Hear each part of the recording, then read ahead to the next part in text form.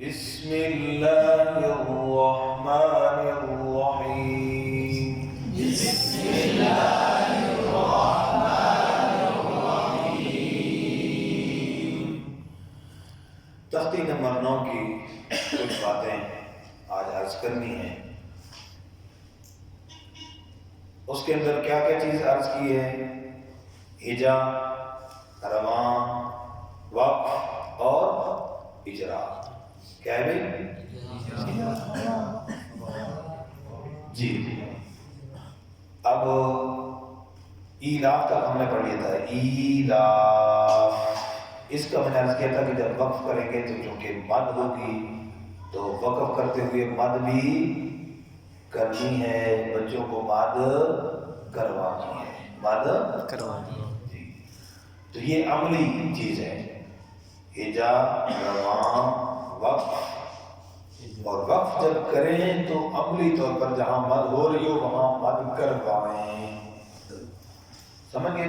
اب آگے چند مثالیں آئیں گی، میں عرض کر دیتا۔ جیسے جوعن، بولیں جوعن، جی اس کے اندر واو کیا ہے؟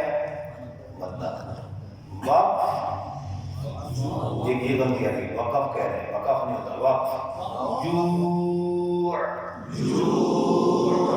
یہ لمبا تھوڑا سا لمبا کیا، یہ اس کا نام ہے مد عارض وقفی۔ کیا نام ہے بچوں؟ نوٹ کر لیجیے گا۔ ایلاف، وہاں پر بھی یہی ہے مد عارض وقفی۔ تعریف، حرف مدہ کے بعد سکون عارضی ہو، یعنی وقف کی وجہ سے ہو، ٹھیک؟ شاباش۔ اور جیسے اینا، وقف، این، یہاں پر یا کیا ہے؟ شاباش، جائے لین۔ وقف کون سا ہوگا؟ بالاسکان، آخر کو ساکن کر دیا۔ مد کون سی ہوگی یہاں پر؟ مد عارض لین۔ کون سی مد ہوگی بچوں؟ تعریف کیا ہے؟ حرف لین کے بعد سکون عارضی ہو، یعنی وقف کی وجہ سے ہو، ٹھیک ہے؟ اب بچوں آسان سا کلیہ آپ کے سامنے آ گیا۔ جہاں وقف کریں گے آخری حرف ہو گیا ساکن، اس سے پہلے حرف مدہ ہو تو مد عارض وقفی ہے۔ اگر آخری حرف جو ساکن ہوا وقف کی وجہ سے اس سے پہلے حرف لین ہو تو مد عارض لین ہے۔ سمجھ آ گئی بات؟ اچھا جی۔ اس کے بعد بیہی، کیا ہے بیہی؟ وقف، بیہی، وقف کون سا ہے؟ بالاسکان۔ کھڑی زیر میں مدہ کون سا ہے؟ یائے مدہ۔ تو یائے مدہ یہاں پر وقف میں ختم ہو جاتا ہے، کھڑی زیر کے اندر یا مدہ یہاں ختم ہو رہا ہے۔ کیوں؟ وقف بالاسکان ہو رہا ہے، کھڑی زیر میں بھی الٹی پیش میں بھی وقف کون سا ہوتا ہے؟ اب سوال یہ ہے کہ جناب من یحیی، بولیں وقف کیا ہوگا؟ یحیی، کہتے وہاں بھی کھڑی زیر ہے، وقف میں پھر کھڑی زیر پڑھ رہے ہیں۔ بیہی، وقف میں بیہی ہے لیکن ویسے بیہی ہے، وقف کرتے تو بھی، یہ کیوں؟ وہاں بھی تو یا مدہ ہے، کھڑی زیر ہے، یہاں بھی کھڑی زیر میں یا مدہ ہے، وہاں حذف نہیں ہو رہا، یہاں کیوں ختم ہو رہا ہے؟ سوال سمجھے؟ تو جواب اس کا یہ ہے کہ وقف کا تعلق رسم سے ہے اور حرکات رسم سے باہر ہیں۔ حرکات رسم سے، ہاں یہ رسم میں شامل نہیں ہے، ٹھیک ہے؟ وقف کا اصول کس کے ساتھ ہے؟ رسم کے ساتھ، ٹھیک؟ اچھا وہاں پر کیا مسئلہ ہے؟ وہاں اصل میں ایک یا کے نیچے کھڑی زیر نہیں ہے، وہاں اصل میں دو یا تھی۔ کتنی تھی بھائی؟ دو یا تھی، تو دو یا کو تماثل پھر رسم کی وجہ سے ایک یا کو حذف کر دیا اور ایک یا لکھ کر اس کے نیچے کھڑی زیر لکھ دی۔ حقیقت میں وہاں پر دو یا ہیں، اب اصول کیا ہے؟ پتہ نہیں شاید بعد میں یاد رہے گا کہ نہیں. جو تماثل، یہ فوج مکی کے طرف کہتا بڑی پیاری پیاس ہے، جو حرف تماثل پھر رسم ایک جیسا ہونے کی وجہ سے حذف ہو جائے وہ وقف میں ثابت ہو جاتا ہے، یعنی وقف میں پڑھا جاتا ہے. تو یوں ہی دو یا تھی ان کو ایک کر دیا، نیچے کھڑی زیر لگا دی. جب وقف کریں گے تو پھر دونوں یا پڑھی جائیں گی، یعنی ایک متحرک دوسری ساکن. تو کھڑی زیر کی صورت میں وہاں پر یا پڑھی جائے گی اور یہاں پر نہیں پڑھی جائے گی. تو اس کو حروف مدہ پر قیاس نہیں کریں گے. سمجھ آ گئی بات؟ آگے جی. جا جیم زبر الف مد جا، جیم زبر الف مد جا، حمزہ زبر آ، حمزہ زبر آ، جا جا، وقف وقف، جا جا، جب کر دے گا.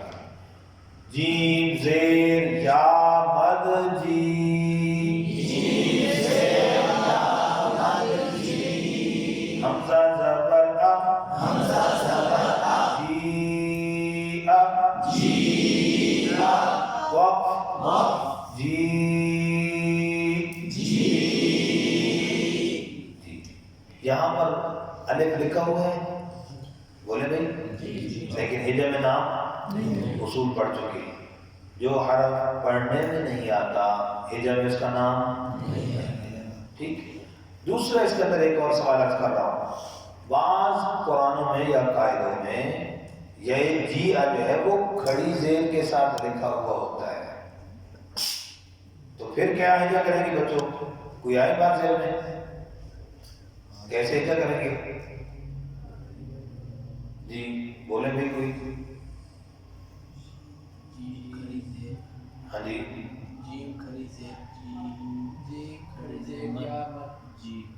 ہاں جیم کھڑی زیر یا مد کہنے کا یہ تو یہ غلطی ہو جائے گی، یہ غلطی ہوتی ہے. اچھا اب ذرا اور کیجیے گا. اب کیا ہے بھائی، غلطی آئے گی تو پھر اصلاح ہوگی نا. آپ سمجھ آ جائے گی بات. بیٹا جب زیر تھی یا کا نام لیا تھا، جب کھڑی زیر آئے گی یا کا نام نہیں لیں گے، کیونکہ کھڑی زیر کے اندر یا آ گئی ہے. کھڑی زیر کے بات سمجھ آ گئی؟ شاباش. کیسے؟ جیم کھڑی زیر مد جی، جیم کھڑی زیر مد جی. سمجھ آ گیا؟ اچھا. اور جہاں پر کھڑی زیر کے ساتھ لکھا ہوگا نا جیم جیا، تو وہاں پر یا پر جزم بھی نہیں ہوگی. یہ بھی ایک آسان نشانی علامت لکھی ہوگی، علامت بتا رہا ہوں. کیوں کہ یا وہاں پر وہ لکھا ہو وہ پڑھا ہی جائے گا، لیکن لکھا جائے گا کیوں کہ مسلک عثمانی کی رسم کی مطابعت واجب ہے، اس کے خلاف لکھنا جائز نہیں ہے. یہ کوئی نہیں سکتا یہ حرف پڑھا نہیں جاتا تو لکھنے کی ضرورت کیا ہے؟ نہیں بھائی. بات سمجھ آ گئی؟ اچھا. اس کے علاوہ ایک سوال آیا جیسے ہوتا ان، دو زبر کی تنوین، وقف کریں گے ہوتا کیوں؟ میں پہلے بتا چکا ہوں ابداً ترتیب میں دو زبر کی تنوین کو وقف میں الف سے بدلنا، چاہے اس کا الف لکھا ہوا ہو، چاہے یا لکھا ہوا ہو، چاہے کچھ بھی نہ لکھا ہوا ہو. جیسے یہاں پر کچھ نہیں لکھا ہوا تو وقف میں کیا ہوگا؟ جی بات سمجھ آ گئی؟ اور کوئی سوال؟ جی یہ وہی بات ہے، وقت میں دو زبر کی تنوین کو الف سے بدل دیں گے. ٹھیک ہے. ہاں البتہ جا جی آگے تو بھی بتایا اس کے اندر مد کون سی ہو رہی ہے؟ مد متصل. کیا ہے مد؟ تعریف کیا ہے؟ حرف مدہ کے بعد حمزہ اسی کلمے کا ہو. حرف مدہ کے بعد حمزہ اسی کلمے کا ہو. یہی الفاظ جو میں بتا رہا ہوں یہی یاد کرنے ہیں. ٹھیک ہے. پھر اس کی وجہ کسی اور جگہ پہ انشاءاللہ مزید وضاحت کے ساتھ خرچ کر دی جائے گی. ٹھیک ہو گئی؟ جزاک اللہ خیر. اس کی مشق کرتے خوب اچھی طریقے سے حروف مدہ، حروف لین کی پہچان. ٹھیک ہے. اور وقف، وقف بالاسکان، وقف بالابدال، وقف بالسکون، یہ تین وقف ہو رہے ہیں. مد عارض وقفی، مد عارض لی یا پھر مد متصل ہے. اس کے علاوہ جہاں پر حرف مدہ پر بریک لگ رہی ہے اس کو کہیں گے مد اصلی. یہ چند قاعدے ہیں، اس ترتیب کا انشاءاللہ یہ سارے یاد کریں گے.